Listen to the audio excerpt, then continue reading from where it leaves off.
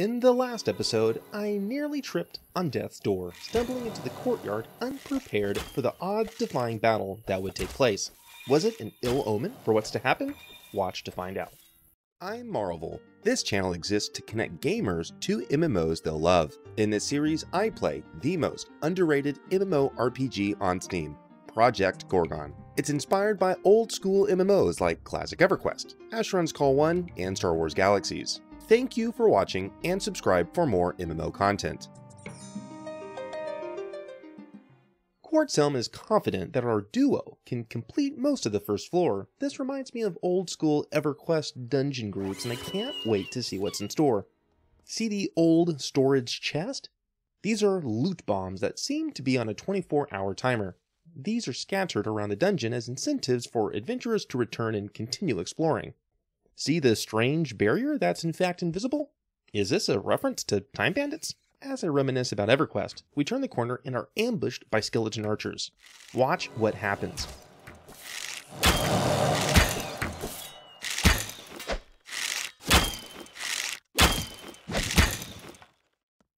See how the skeleton troublemaker pulled me forward? I presume he used hookshot, an actual archery ability. If so, this is akin to Guild Wars 1, in which creatures and players use the same ability pools. See the blue cross? It's correlated with the first aid ability disappearing, so I think it's a signal that the effect has ended, yet veterans of Project Gorgon can correct me. Quartzelm seems to be running a sword and shield combo, which presumably explains the glowing ethereal plates orbiting around his body. We advance down the hall, yet are outflanked. Watch what happens.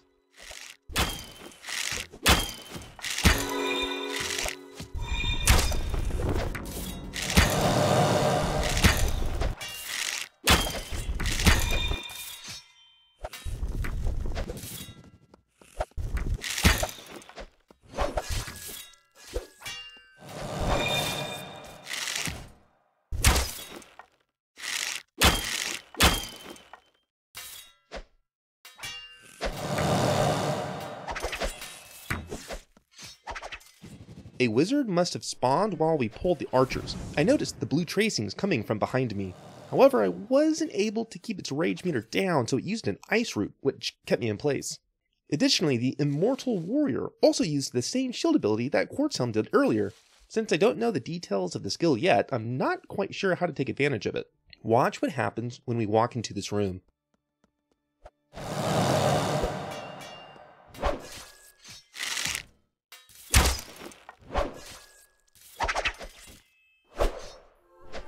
Did you notice? Sure, we did fight some hellish abomination, yet my actual target was Quartzelm, not the hook monstrosity. Yet my skills still applied to his target.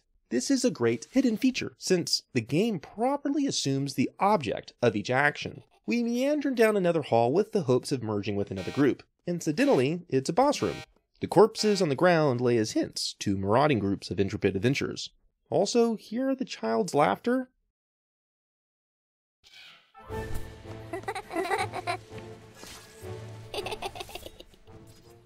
Truly haunting.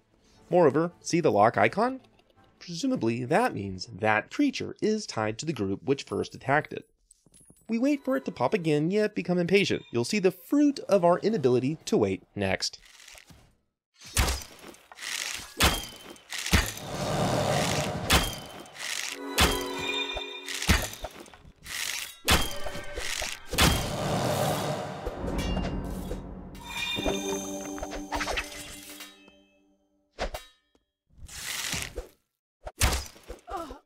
Serendipitously, our death provided an opportunity to grow our hunting party. We join Arlicht, and Mike hunt Burns.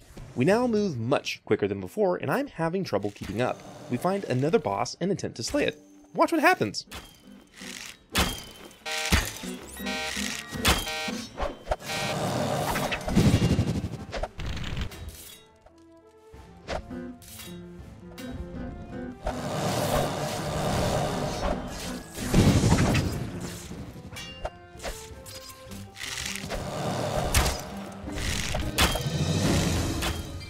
The Nameless Guardian has a few mechanics. First, it has a massive pool of HP and armor. Secondly, when its mage meter is full, it stuns nearby players and pushes them back. We slay it, and I know that there is decent loot because of the ping we discussed in an earlier episode.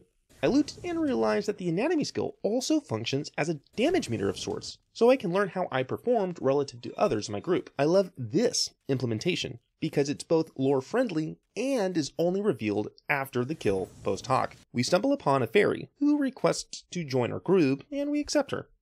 I was incorrect in my first impressions video that fairies were not yet released because obviously I'm wrong. We turn the corner and are met with explosion traps. Remember them. Stumbling upon Sir Arif, we learn that he has set them, and can teach us how to. He teaches us some history about Cerebial, and the ideology of the script, yet I won't spoil it here. There's also a funny reference to an NPC in Cerebial Keep, yet I'll keep that for you to find out. We also learn the unsettling story of a boss whom you'll quickly see. We continue our adventure and attack Ursula, the child proxy nightmare. Enjoy this creepy fight!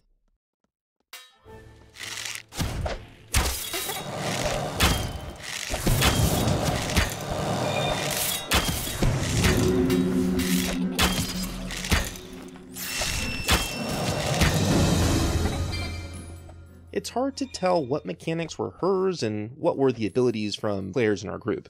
Veterans can comment to help parse the fight. Either way, we were successful, although haunted by the echoes of that child's voice. I retrace my steps like Theseus to Sir Arif, yet watch what happens. I triggered 2 traps, the effects of which both stack. I use the Dig Deep ability and narrowly escape death's reaching clutches. I return a quest item and continue on my way. I find my group again and turn a corner. There's a massive rhino. This cannot be good. Watch.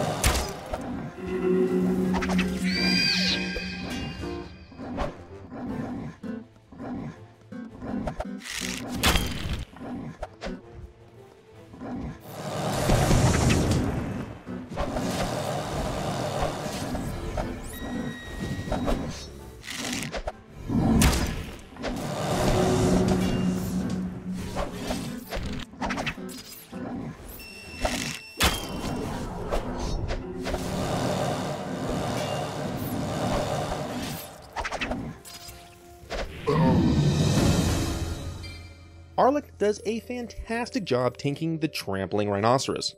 It's hard to tell if its oscillating back and forth was a mechanic, or if someone feared the beast to give our tank some time to recover.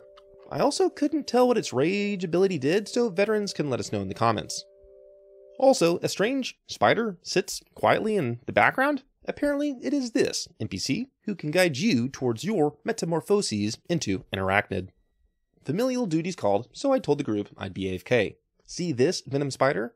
It's actually a newbie mob, yet see how dangerous they can still be.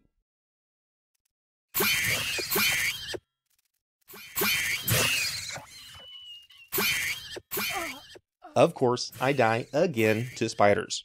Also, after a period of about 15 minutes, Project Gorgon automatically logs you out. Good to know. To run back to Cerebial Keep even more quickly, I use another agonizing speed potion, which was given to me in an earlier episode. Incidentally, I stumble upon a giant rat. After I kill the furry mammal, I loot a rat's tooth. Remember Gearshock from an earlier episode? He needs these. Remember them because they become important later. Also, I fish for a tasty crab. Put this moment in your memory because its significance will be made manifest next. After entering Cerebial Keep, I make my way into the inn. Is the tasty crab still in mind? I cook it, which turns it into an ingredient for another recipe, in this case a word of power. Watch what is about to happen to learn how to use them and what they do. Hilarious. These are single-use special abilities. I keep them in my notebook for easy access.